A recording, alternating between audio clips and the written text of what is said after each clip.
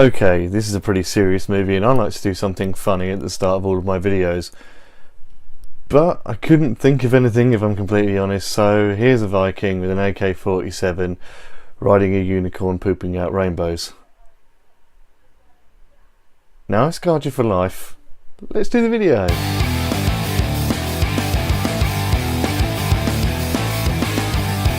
Victoria and Abdul is directed by Stephen Frears and stars Judi Dench and Ali Fazell, and is the unlikely but very true story of Queen Victoria's friendship with a man called Abdul Karim, a man brought over from India literally just to give her a commemorative coin to celebrate her being the Empress of India. Yes, yet again, like the Limehouse Golem, she was right. My partner was right. It is a film that I didn't think about seeing. I ended up enjoying it. Bugger! I'm always a sucker for a film based on real life as long as it's done well, and I think this one really is, and I truly think that comes down to the performances. Judi Dench was of course fantastic. No one's going to be surprised by that. She plays a very different Victoria to what you've probably seen in other period dramas if you're into that kind of thing. She's a woman who is in mourning, in constant mourning. She has given herself up to gluttony, she gives herself up to greed, she eats constantly.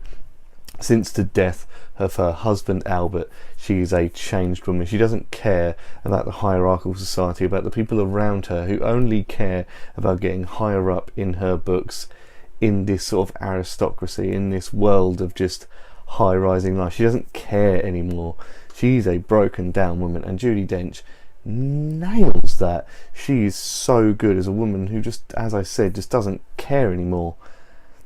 There is this, the sense of realism there is truly fantastic. Now, Ali Fazell is actually quite an unknown actor around these parts. He's more famous for Bollywood, but for me, in this movie he was probably the standout performance.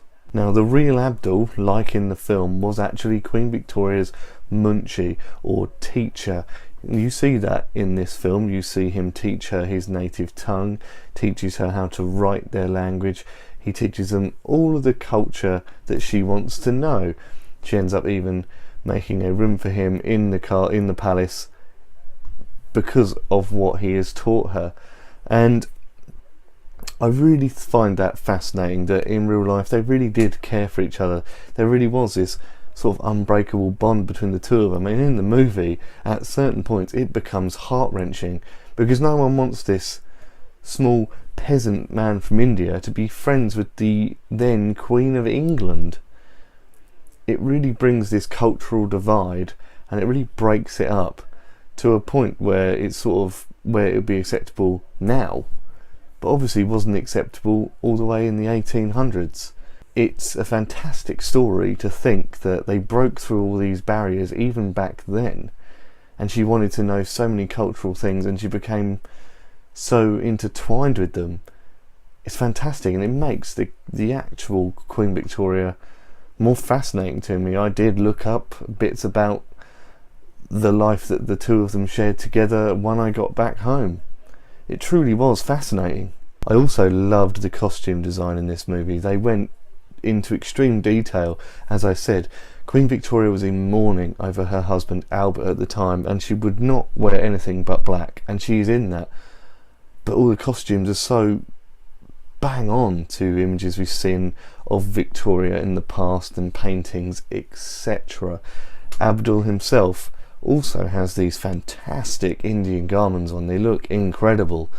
That also being said, I also think that the locations they used are all on-shot locations. They are amazing manor houses and mansions, and all these royal castles look incredible and really engrosses you into where they are and really puts you in that time period, into how big Victoria's life was and how much she also wanted to show Abdul as much as she wanted him to show her what he had.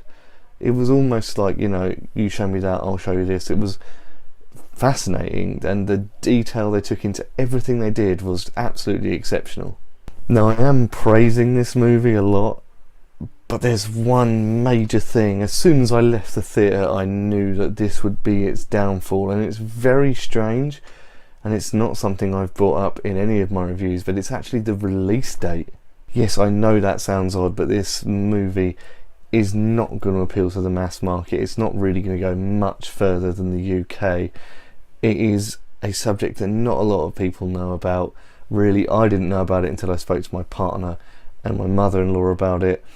And it is being released on what I would call the beginning of the Oscar bait season, where we got some amazing movies coming out like Breathe and Goodbye Christopher Robin. These films that are hunting for their Oscars. This film has come out right at the start of that, and because of that, I think this is just going to fade into obscurity and is going to sit in there like one of those films that has just come out in the middle of the year. That is a real shame, because this isn't the best film in the world, but it is a really nice little funny at times and a little entertaining gem.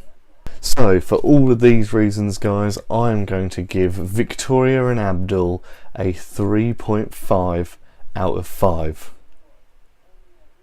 There you have it, guys. There is my take on Victoria and Abdul. Now, if you have seen the movie, please let me know what you think. Of course, I would love to know. Now, don't go anywhere, guys, because coming up very soon is my review for Mother. You're not going to want to miss that one. That is a good one. Thank you guys so much for watching. As always, don't forget to follow me on all the social networks. You guys know the drill, and I'll see you all on the next video.